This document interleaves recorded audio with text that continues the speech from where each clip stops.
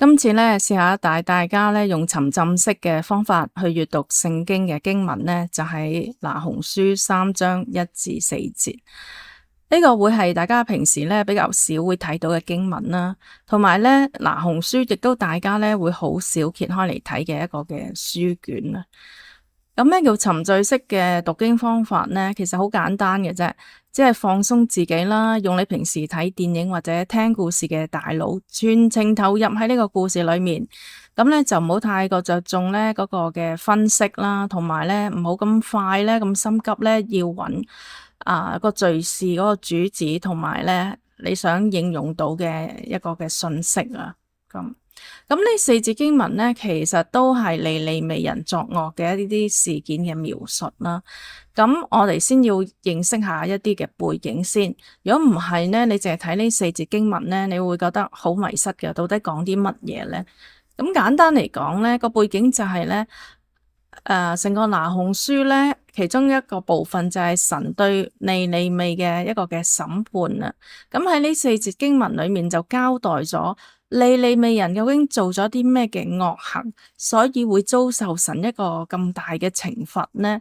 咁4節都係佢哋惡行嘅描述嚟嘅，咁但係咧就未講出尼尼微嘅結局會係點喎？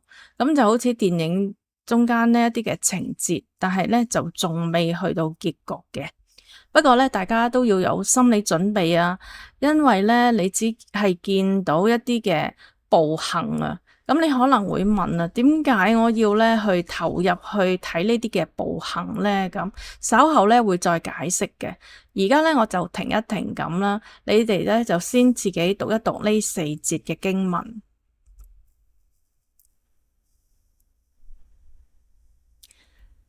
喺剛才讀呢4節經文嘅時候咧，你覺得點樣呢？會唔會覺得好悶啊？或者覺得即係有咩意思啊？讀佢哋嘅惡行，即係對自己嘅人生到底有咩嘅幫助，有咩提醒呢？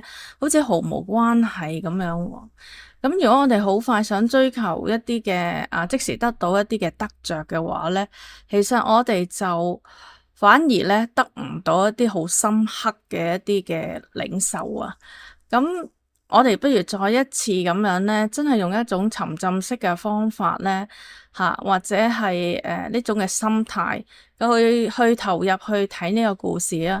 咁其中一樣嘢大家可以做嘅就係，當你去睇呢4節經文嘅時候咧，盡量都係活化你嘅想像力嘅，即係文字裏面咧提到一啲嘅人啊、馬啊、戰車啊，點樣馬匹跳躍啊、戰車奔騰啊，都可以喺你個腦海裏面咧係活現出嚟嘅，有呢個嘅想像嘅。咁當然我哋唔使去到即係拍電影咁仔細啦，但係基本上我哋可以想像得到一啲嘅畫面，而呢啲畫面會俾到你呢一啲嘅感覺嘅。咁而家呢，我就想大家呢就再試下再讀一次啦。咁呢就可以慢慢地去讀嘅，因為你要容許自己嗰個想像嘅能夠呢去浮現出嚟啊！咁為咗幫助大家投入啦，咁跟住咧都有一啲嘅畫面，加上一啲嘅配音，可以令到你更加投入喺個故事裏面。咁但係唔係必須嘅，你可以咧暫時熄咗呢個短片啦，可以去自己安靜咁樣咧去睇呢4節嘅經文。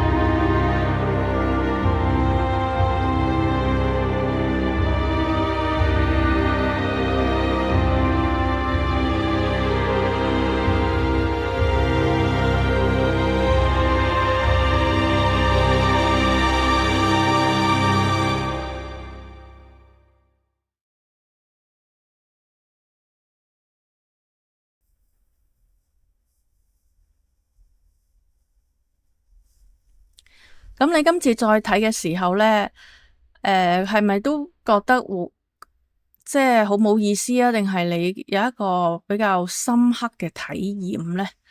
咁如果你只係追求睇一啲好甜蜜啊、好溫馨啊嘅經文呢，其實你可能會好失望嘅。你或者呢，只可以喺聖經裏面只有雅歌書或者一啲詩篇能夠即係滿足到你嘅。尤其喺舊約呢，好多嘅先知書入邊，其實都係一啲嘅審判嘅信息，其實都令到我哋唔舒服嘅。咁但係呢，聖經有呢啲嘅敘事呢，肯定呢係有作用嘅。咁我呢，到最後呢，我就再分享下我嘅見解啦。咁但另一方面呢，如果純粹即係睇呢四節經文呢，我哋都會覺得係疑惑嘅，究竟個盼望喺邊度呢？咁樣吓你睇下，再之後呢，第七節嘅時候係啦，可能你要加上其他嘅經文啊。咁呢，接住之後第七節嗰度呢，有一句說話，我覺得幾有味道嘅。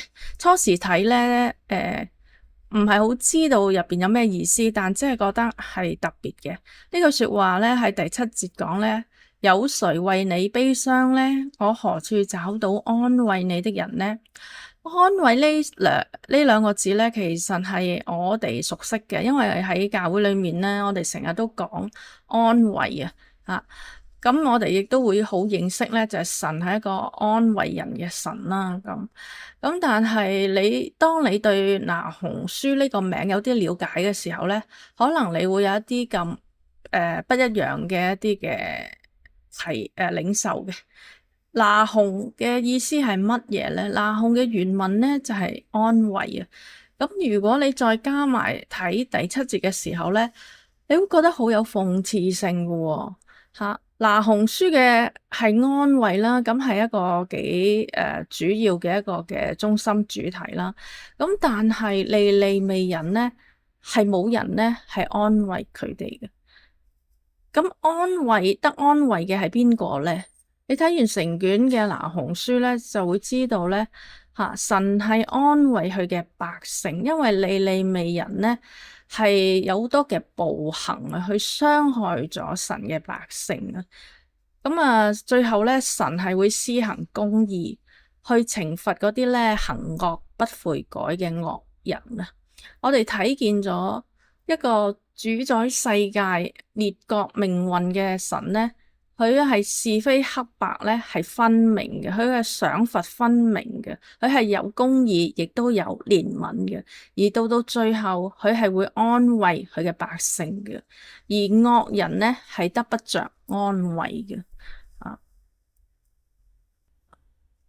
好啦，咁如果我哋係諗一諗，如果係一至四節係一啲令到我哋唔舒服嘅經文，如果拎走佢嘅話呢，我哋睇拿鴻書嘅時候，我哋會錯失咗啲乜嘢呢？點解要有嗰啲情景嘅描述要喺拿鴻書嗰度出現呢？我相信呢，我哋係會錯失咗一種嘅體驗啊，就係呢，嗰種體驗係幫助我哋去理解神點解要去施行一個咁重嘅刑罰啊，亦都代表呢，神其實想同我哋分享佢嘅心情。就分享佢有呢個咁重嘅刑罰背後，佢嘅心情係點樣嘅？佢對一啲咁深嘅惡呢，佢係唔會呢坐視不理嘅，佢亦都唔會漠視嘅。所以呢，嗰四節經文其實為我哋提供咗一個嘅情景，呢個情景呢，就融匯咗情感同埋事實嘅認知，去幫我哋能夠呢去理解神施行公義嗰個嘅原因，亦都體會到呢，即使邪惡去到一個咩嘅地步呢，神嘅救贖都可以深到一個咩嘅地步，恩典可以大到一個乜嘢嘅地步。咁所以我哋唔好忽略聖經中呢，我哋覺得好似同我哋冇關係嘅經文，其實佢喺敘述神嘅作為上面呢，係有佢嘅功用嘅。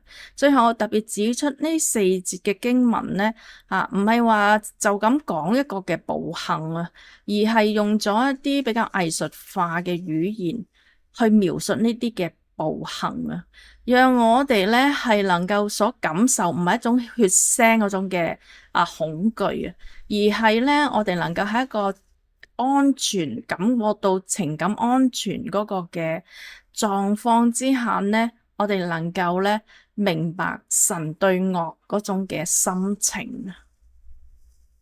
我諗呢個就係我哋睇呢四節經文裏面可以有一個嘅豐富嘅一個嘅得着。